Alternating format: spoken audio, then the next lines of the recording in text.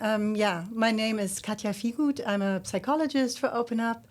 And this topic, grief and dealing with loss, is for me a very personal one. On the one hand, because I do have many consults throughout the year for OpenUp where it goes over grief.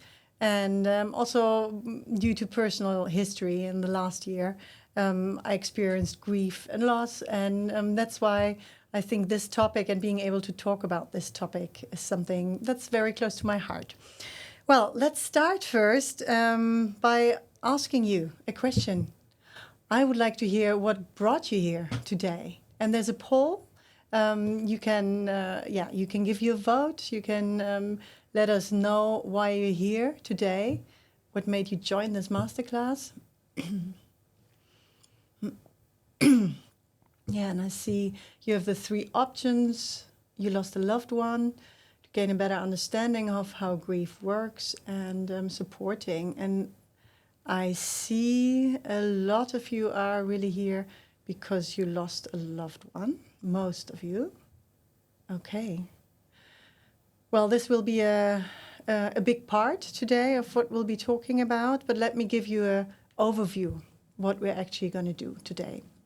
So we're going to talk about the definition. We're going to talk about what is grief, actually, and about the impact grief has on us. That will be our first part. And then I would like to show you different models, different theoretical models that we're going to talk about. And one of the is a very famous one. It's a 5 stages model by Elisabeth Kübler-Ross, which was already developed in the 60s, and which we see a lot when we talk about grief and when we talk about loss. So we'll dive into this one a little bit more. And we call it conservative perspective because there are different angles that are more explained in other models. And then we're going to talk about the dual process model that just gives a different perspective on grief. So these 2 models I'll be talking to you about, and then we'll have some time for the practical tips. And of course, at the end, like Romee said, the last 15 minutes is Q&A. But just to give us a scope on grieving and also an idea on, are we alone with it or are we not alone with it? Because a lot of times we experience grief as something very personal and also related to, a lot of loneliness and, not feeling connected. But if we actually look at the scope, grief is a prevailing experience. Because if we think worldwide in 2024, 62 million people died. And, well, this is a number we just, kind of like said, like if we imagine from 62 million, there are just 3 people grieving for the person who died. So that brings us to 186 million people that are grieving. And that's, of course, a huge number. And that's not a number that is just for 2024. That's a number that stays. And, of course, in 2025, more people come by again. And maybe this number gives us a little bit of a feeling how affected we all are by grief and what a universal topic it is. And even so, sometimes it feels very, alone, or it feels very much as something that is, just for us. We can see, what a topic it is that affects so many of us. So I would like to continue with a sentence from a psychologist, from a psychoanalyst that is very close to my heart. It's Verena Kast. She's a Swiss psychologist, and she wrote in her book, which is called Grieving, one of her books. She's published many of them, but I think this sentence is a very beautiful one, and I'll just read it out to you. If a loved person dies, we do experience what death is. This event hits us, comes over us, and shakes all our beliefs or anything that we have taken for granted. It doesn't just shake our image of the world or self, it forces us to change if we want to or not. And I think this sentence shows very well like what an impact it has if someone dies, someone close to us, and that it will result in change. We do have to change if we want to or not, because something has happened in our life and we need to adapt. And we'll go a bit more into that later, but we need maybe to adapt to new roles, or we will need to adapt to a new present for ourselves, to things in our day-to-day life that are different. So I think this sentence shows us very well. And another point that is in there, or that is that we will also talk a little bit more later, is that grief is really strongly related to love. So it's a loved one. It's someone we lose that we love. And without love and without feeling that love, there isn't really grief, or we cannot feel this feeling of grief. And today we will be talking mainly, or all the models I will show you will be mainly on the loss of a person, but we can see that it is much broader, and that it's not just related, and these models are not just related to actually losing a person, but it can also be applied to losing a situation, losing some normality that was there before.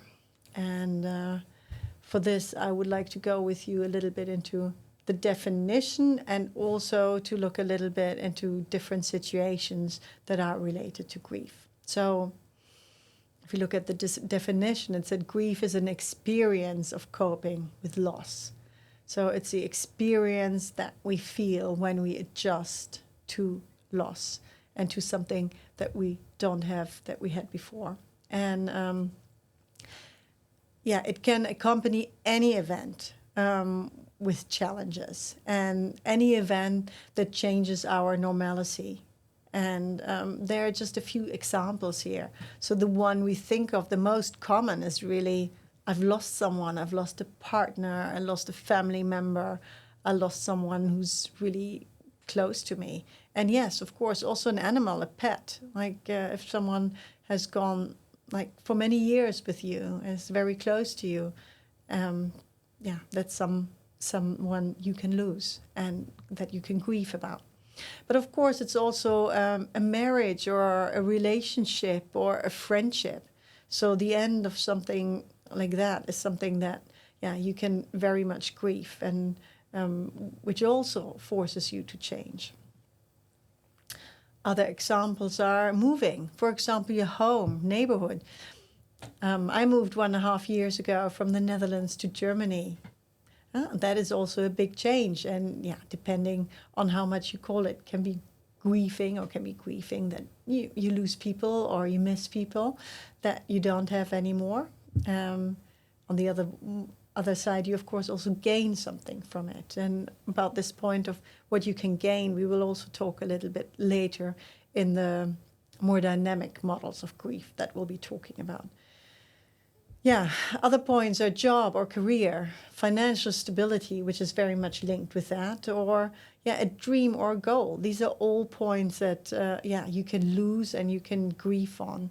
And these are all points that we sometimes not think of so much when we actually think about grieving and about loss. And of course, youth and fertility, just to name a few other points, what we can grieve about.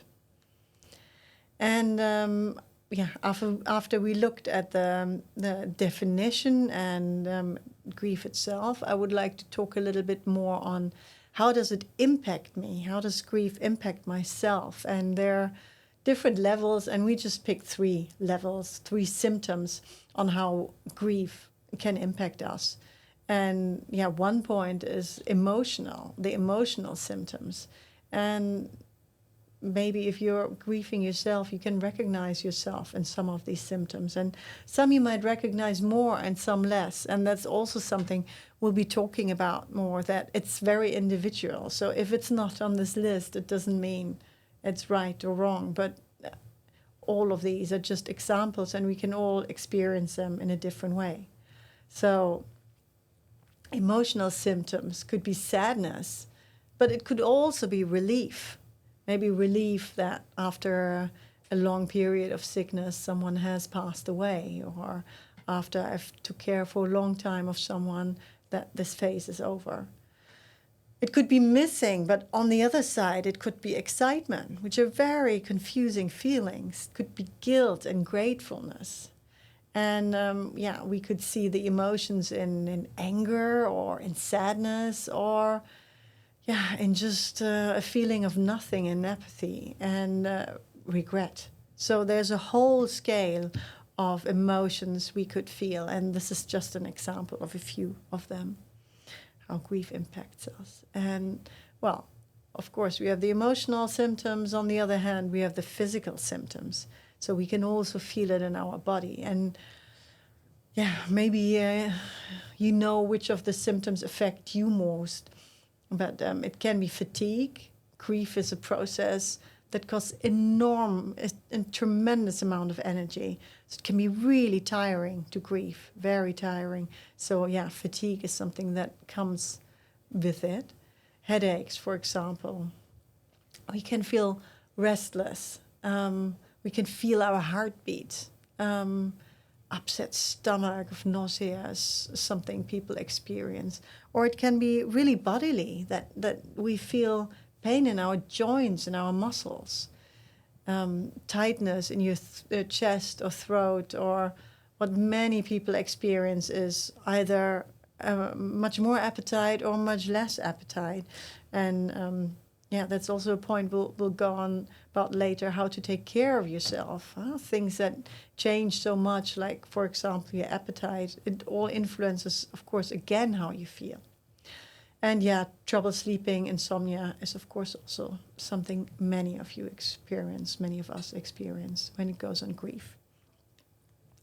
And let's look at a third pillar, at a third way to look at how grief impacts us, and that's behavioral changes. We might also change our behavior. And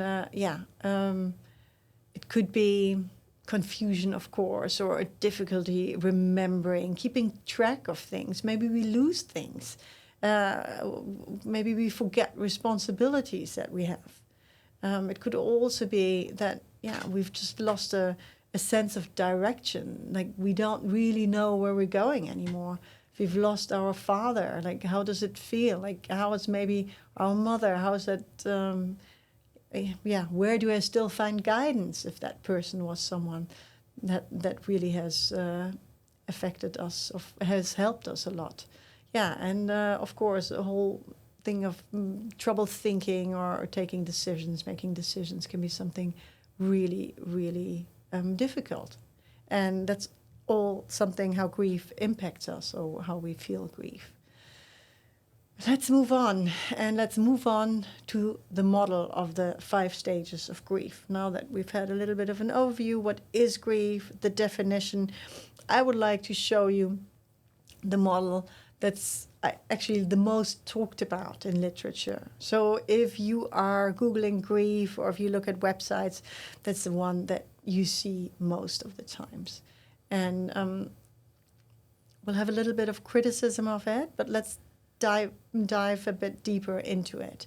And let's first dive into the 5 stages of it that are named denial, anger, bargaining, depression, and acceptance. And these 5 points, or this 5 stages model, was developed by Elisabeth Kübler-Ross in the 1960s. And since then, it kind of has accompanied us all. And it's something that we hear a lot when we talk about grief. So let's look at it a little bit more in depth. Denial. Denial is seen as like the first stage of grief in this sense. So denial means we don't want to accept. It's like an initial shock. It's a traumatic experience. I hear it in my talks with, in my consults with people grieving. They describe the denial as something, it happened to me, but did it really happen? Like really something, like you have the feeling that you miss reality at the moment. And following this, often comes a feeling, or like Elisabeth Kübler-Ross says, there should be coming a feeling of anger. So after the denial, the anger follows. And that comes because we are, of course, there's an emotional discomfort, and it's a common reaction. It's something, anger is something very extrovert, an extrovert emotion that pushes to the outside. And that's the following emotion she describes. The next stage would be really the bargaining, like thinking, like, can I maybe avoid grief? It's kind of a negotiation, like what can I do to feel it, to not feel it? And it's really, thinking also over, like, what could I have done? What can I do different? What would have been a possibility that it doesn't happen? And that would be the bargaining stage before we actually come into a feeling of depression. It's like the individual becomes to accept grief and feels a deep sorrow, really feels that the loss is actually happening, and that is accompanied with this feeling of depression. And Kübler-Ross says the last stage is then finally coming into the acceptance. So I have to go through these 4 models to actually end in the acceptance. And this is when the individual resists the urge to deny or to change the situation. And let's look at this more conservative approach of grief. And let's look at it why it's incomplete, or while there are some aspects missing from it. First of all, it's to say, and that's something that's often forgotten, Elisabeth Kübler-Ross didn't do her research actually with people grieving someone they lost. She did it with people who are terminal ill, who actually had to accept their own disease and had to accept that they were grieving. And she did these interviews with them, and that's how the model was developed. So it's a different view on it. And if we look at it, it kind of gives us the feeling that we see it as a linear way of looking at grief. So even so, most people experience emotions much more dynamically. It's not that I first have to go through the first stage and then I need to feel the anger, and that the anger needs to be felt. And especially if I have the feeling that, I need to go through all these stages, it could possibly also mean, I lost one out. What does it mean? Am I grieving in the right way? And that's why it's important to say it is not a linear process. And at the end of her career, Elisabeth Kübler-Ross actually did adjust and say it is not seen as something so linear, so rigid, but it is the way it was interpreted a lot and was seen, that you actually need to follow these steps in order to go through your grief. The next point is, grief stages are not absolute. What I said, you don't have to experience every single stage of it. You can skip one. Sometimes you go to the left. Sometimes you do something else. So it's you might move forward and you might move backward again. But it doesn't mean that these are stages that have to be like this. And maybe you also leave a stage out. It's also possible. And with this model, it also looks, or it sounds like grief actually has an ending. So it implies once you've come to the final stage, to the acceptance, you're done with grieving. And that is not the case. So we do know now that grief is not something you finish, you can put aside, where you have a certain time frame and then it's over. But it's actually much more something that stays with you. And it's more about living with the loss than actually closing a chapter and being done with it.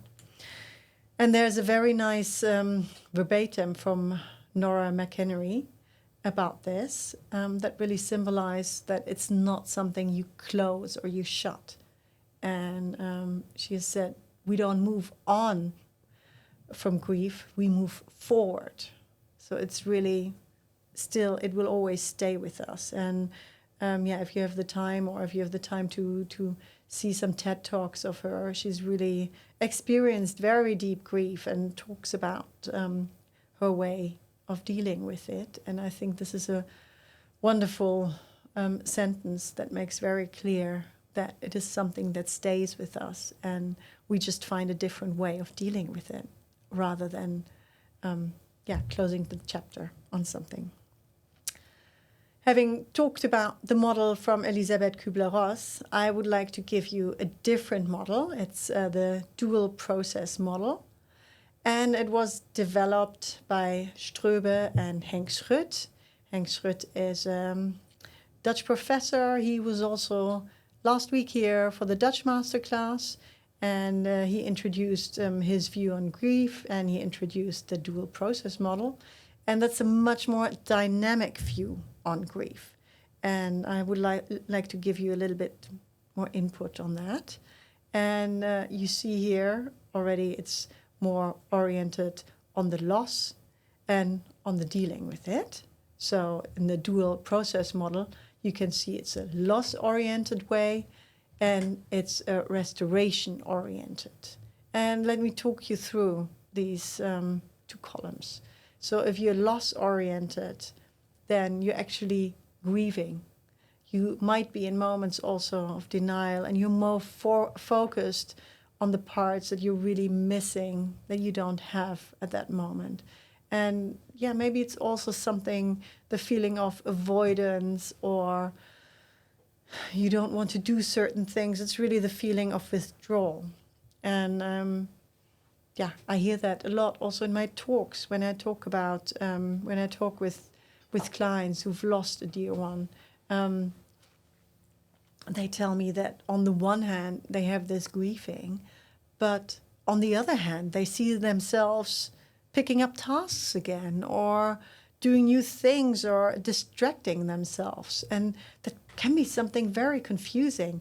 And I often hear the question, is it okay? Is it all right that I do this? And am I allowed to have fun again? Am I allowed to go out with friends? Am I allowed to do all of these things? Shouldn't I be more grieving? Shouldn't I be more on that side? And the restoration-oriented side also shows I have to find possibly new identities. What does it mean for myself if my father died? He's not there anymore. Am I still a daughter to him? Or if both parents died, where is my role? Can I still call myself a child, a daughter? Or some say yes, some say no. You have to find your own way in it, in your new identity. And as you see with this, there's an oscillation. So you jump from one side to the other. We can sometimes be more in the loss-oriented, and sometimes more in the restoration-oriented side. And that changes. So it's a much more dynamic view. It's not the view that you have to go through one thing and then comes the next. No, grief is really something. You sometimes go one step forward, and then you go two to the side and three backwards, and then again forward.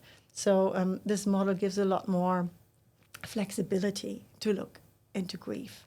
And what this picture wants to show us is sometimes we're much more loss-oriented. Sometimes it's also at the beginning that we're much more in our grief, that we much more think of all the things that we're missing, that we're much more in the sorrow. And then the parts where we're restoration-oriented, where we feel again new things, where we feel energy, where we feel joy, is much smaller. So we only sometimes jump over to that side and gain some energy out of it to go back to the loss-oriented side. But then it can also look differently. Maybe there's a time where we actually thought, we're getting quite well through with everything, and it's okay. And we've put a big part of the grief, to the side, or it's not that much hitting us anymore at moments. And then maybe we hear a song, or maybe we eat a dish that reminds us of that person, and we're back on the loss-oriented side. So it can just come also very surprisingly. And looking at our daily life, we can see maybe at the beginning it's smaller and we're really focused on these two sides, on the loss-oriented and the restoration-oriented. But we can see that our life and everything around the grief might get bigger and might grow. And that also means that we have different facets of dealing with the grief and of including it into our life. So the way we can cope with it actually grows. And until we see over time that our day-to-day life can get much bigger, but the grief in itself will still stay there. So that is something that, our view, if we look at it, for example, like if we see grief as a bowl of something round. In the old times, or it was sometimes thought of that this ball would get smaller and smaller and smaller and smaller. But that's actually not the way it is. It's not that the grief necessarily gets smaller. Maybe it gets less sharp for some and less painful, maybe. But mainly it's because our life and our way of dealing with things, everything around it, that gets much bigger. So our daily life gets bigger rather than the loss or the grief. And I think that's also something really important to realize, that it's something that's allowed to be with us, the grief. It can stay and it should stay. And it shouldn't be something that, we have to ban from our lives. And the advantages of this model, sorry, I see it's still German on top. There's more academic evidence, it's more realistic, and it acknowledges also that there are distractions and breaks, and that it's okay that they are there. And it also considers individual and cultural differences. And I would like to show you very shortly, just a different approach, which also can look much more into cultural differences of grief. And if you look at this picture, you see someone looking at maybe a father or someone dear one, and saying goodnight to that person. And the continuing bonds theory means that we don't have to take the person out of our lives. So even so the person is not there anymore, we can still have rituals, we can still have ways of being in touch with that person. And we can still have ways of feeling connected. And it can be a picture, but it can also be something like, cooking the favorite dish of your father that reminds you of him, and eating that. And maybe over the time you will also find different rituals of it. Maybe at the beginning it's just looking at pictures, and maybe in the next phase you go a little bit more deeper into it and you look at films or movies, for example, and it's okay. So the continuing bond theory actually accepts that it's normal that the person still stays part of your life, even so it's in different ways staying part of your life. And here it's also a little bit more deeper what I just said. It's a new perspective. It's maintaining a connection with the deceased, and that it's not a sign of denial, how it was seen.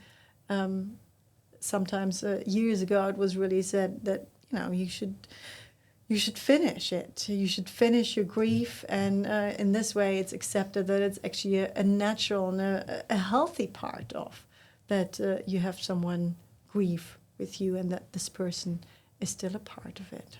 So I wanted to share this perspective with you, because also from a cultural way and from a cultural sense, grief is seen very differently. And also that you keep someone close to you can be a way of dealing with it.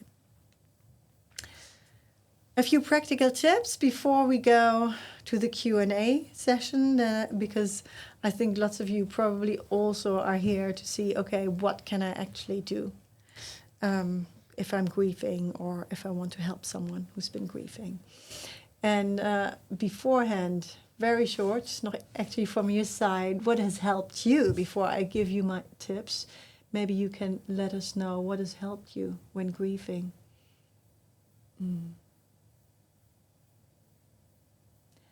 What has helped you when grieving? So you can give us your feedback in the chat.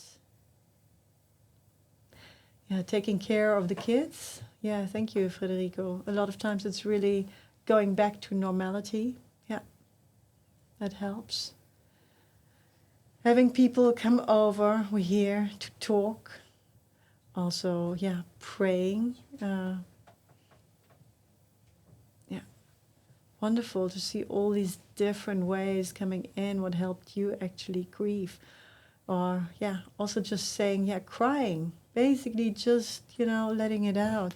Pablo says singing, also a way of releasing emotions and dealing with your sorrow. Being in nature. Thank you. It's beautiful answers. And, maybe also for some of you to take some of these ideas for your own grieving. Thank you. And I would like to show you what we have collected for it. And it sounds very basic if you look at it, but we have to say it again and again and again because it is so important to get the basics right, and it's something so easily forgotten. So just to think of the 3 things: enough sleep, watching what you eat and drink, and also being out, some physical exercise, or if it's just going for a walk, that all these things are so important. And it's so easily forgotten. I know it from my own experience, just in a moment of grief, like not to eat can be something that influences so much. And then, of course, our whole strength diminishes also. And very important, COGP, if you have the feeling, the grief is so much and you need some help, go and seek the professional help. And another slide, because some of you were also asking, how can I support a loved one? And this is really going there with open questions, like ask, how are you doing? Or ask, how can I support you? But sometimes it's also difficult for the person to answer to that. So then be there with a suggestion. Just say, I'll come over tonight. It's 7:00. That you basically make a suggestion and the person just has to say yes, or she really doesn't want to, no. And just being there also for the person. And at the beginning, it's a lot of people get a lot of support at the beginning, but just remember, it is something that doesn't go away. So also over time, just stay there and be there. And resist the urge to make it about you. Just be there and don't share your own experiences, but say it from, listen and be an active listener and be there. With my side, with the theoretical part, I'm over. So I would like to go back to Romee and also to the Q&A section. Yeah, Katja, thank you so much for all of your information about grief and also how it works from more an academic standpoint. Mm-hmm. We received a lot of different questions, so I'm gonna dive right in. Yeah. The first one is by Hamid Shah, and he asks, what tips do you have for people who tend to push away the grieving and never really cope with it in the right way? Mm-hmm. Well, on the one hand, grief is very universal and very different. So I assume when you say that, it's your perspective, like the perspective you have of you see someone who pushes the grief away, or you experience they push it away. Of course, from your side, being there and actively helping is something, being there with practical things, but also supporting. On the other hand, I think, if you say this person pushes it away, it's a very individual process. And maybe at that moment, going more into tasks and going more into help, being busy helps that person. So there can be lots of things like, you can, of course, in a very casual way, ask. Like a really beautiful question, I think, is to ask, how's it with your grief? And that person can, in that moment, choose to react to it. And maybe it also helps then to focus on it and to open up. But my advice would be, don't try to push on this too much. Be there and accept that there is different ways of grieving and different ways of dealing with it. Yeah, thank you for that answer. And it's also interesting to see, like, someone who is grieving, like we also saw in the dual process model, that it's part of it is seeking distractions and sometimes like actually creating space also to really feel the loss and do that. But as an outsider, it's probably not something you can force on someone, rather like more than just asking and giving space for someone to take the opportunity to talk about it. It's definitely something you can't force. Yeah, exactly. Yeah, because it is such an individual process. And just that you are there and that you are aware of it already shows that there's support that you're giving. Yeah. And I think that's the best way of approaching a person. Yeah.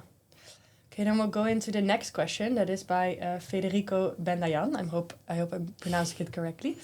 And he says, is it true that if something hurts us more than 6 months, we need to see a professional? Or is being in pain for more than 6 months normal? I find it also always personally very difficult to put these numbers on people and to say there's a certain stage of dealing with it, because it is so individual. So, and as we've seen in the presentation, there is no fixed number of like when grief should stop. So I think it's about checking in with people. It's about checking in and about seeing how they deal with it. And I think the 6 months is, a number our culture also has put on something to say, okay, after that time. I mean, in the old times, I think we even had, people had to wear black, or you showed yourself in a certain way that you're grieving. And there was actually really put a time on it. I think half year or year. Women had to grieve in Germany, Europe, when their husband died, and they had to wear, for example, black. So it is more something culturally put on us than something that is really that you can really experience like that. So I would not say there is a fixed number for it. It's very individual process, and some people take more time and some less. But of course, if you have the feeling it affects this person, that loved one, extremely, and you talking does not help, or you support doesn't help, please help them to find a professional and to find more help to deal with it. Yeah, so it's twofold. Basically, on the one side, there is no fixed time. We're like, okay, after 3 months you should feel like this. After 6 months, this is how you should feel. So also be kind to yourself in that. And on the other hand, if you do really feel like it's getting out of hand, you're becoming self-destructive, you are really worried that you're not doing it right, it's also good to check in with someone, whether it be your GP or a professional or something like that. Yeah.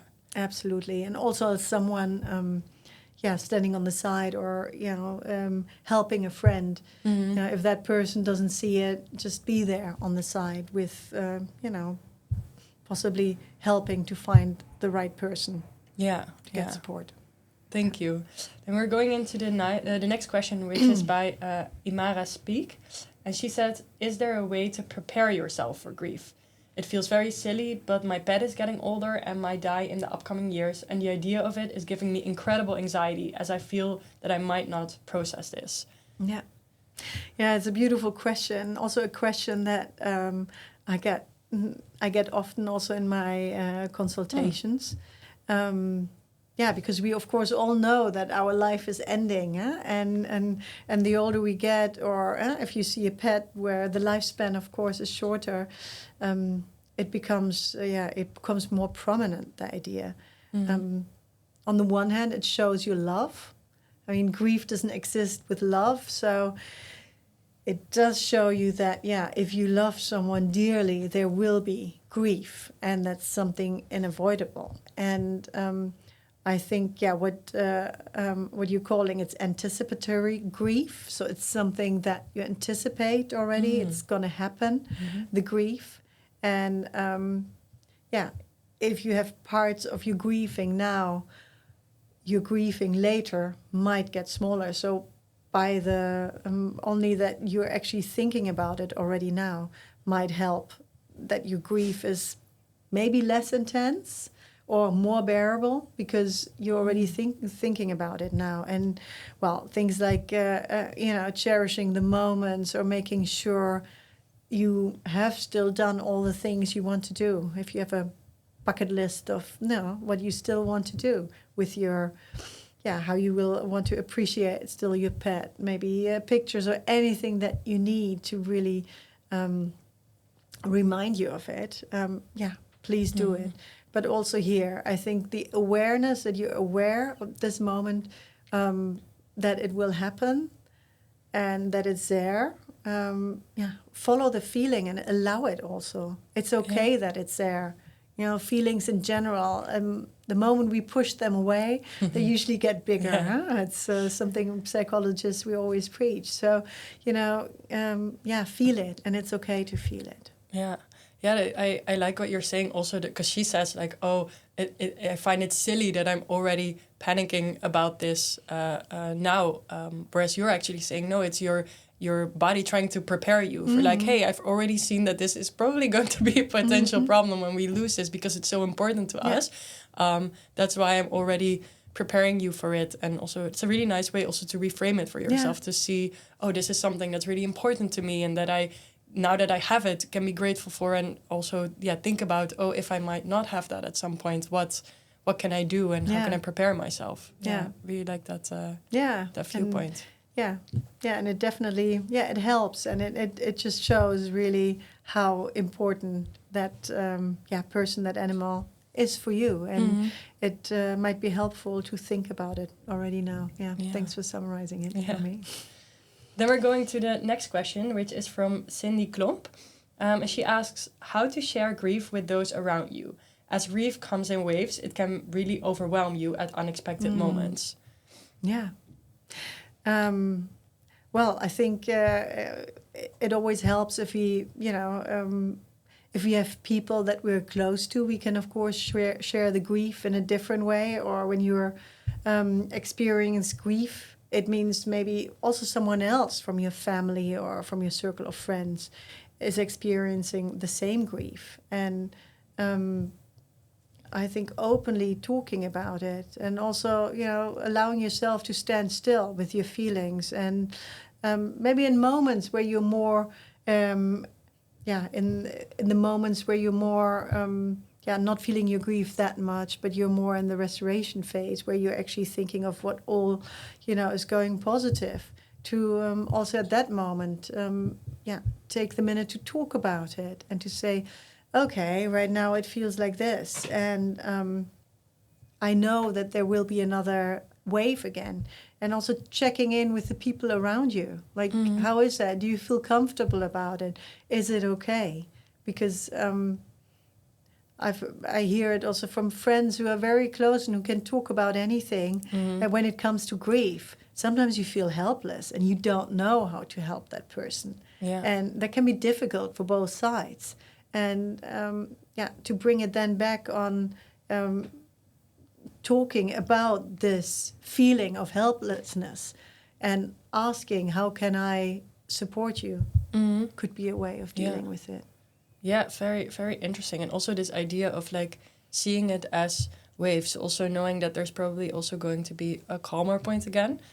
What I personally did a lot, which I really liked, was like I realized like, okay, there's probably going to be a moment again where I'm overwhelmed. So in the moments where I wasn't, I already thought about, okay, what will I do in the moments that I am overwhelmed? So for instance, me and my friends actually had decided on an emoji I would send them in the moments I was overwhelmed, because I couldn't really talk about it when I was overwhelmed. So I would just send them that, and then it would just like call me up and start talking to me, and I didn't have to say anything, and I could just listen to their voice, and that really worked for me. So just finding, I think, also your way, and like, okay, what are the things that help me when I'm overwhelmed, and how can I also prepare a little bit, because it's probably going to happen again. Yes.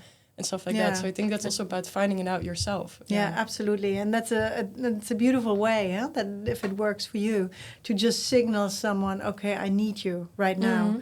And maybe it's helpful really to prepare a few people that are close to you and say, okay, are you? Can you be there? Is it okay then? That's probably what you did with this emoji, basically saying, this is my sign, and I will reach out to you if I really need you. Yeah. Yeah. Okay, Katja, then we're already going into the last question of today, which is from Hannah de Waal. And she says, do you have any comments on collective grief? So about the state of the world, a country, a genocide, and how to cope with this. Very large question, but is there anything you can say about it? Yeah, nice that you mention it, because of course now in our days and our times with wars around us, there's a lot of collective grief. There's a lot of grief that not only one person experiences, but that a whole community or a whole country experiences. And I think, for example, with the war in Ukraine, we could experience quite closely here in Europe also this collective grief and the collective support that people had, and rituals like they help us in. Just a single person to deal with it. Symbols of support that we had for people that have lost something, or like the colors everyone was wearing. That's of course a way of showing your support. And I think also here it's really about finding a way to like support a whole group and to support a whole community. And if it's organizing events or if it's organizing in any way something that helps people, that would be something that, I would say. But especially in our times, very, very important question. And thank you for asking. Yeah, for sure. And interesting. It reminds me of Esther Perel as well, because she says there's collective grief, but there's also collective resilience. And I think the examples you named also really fit nicely into that. Because like, how can we find each other? How can we support each other, even in times where it seems really, really hard?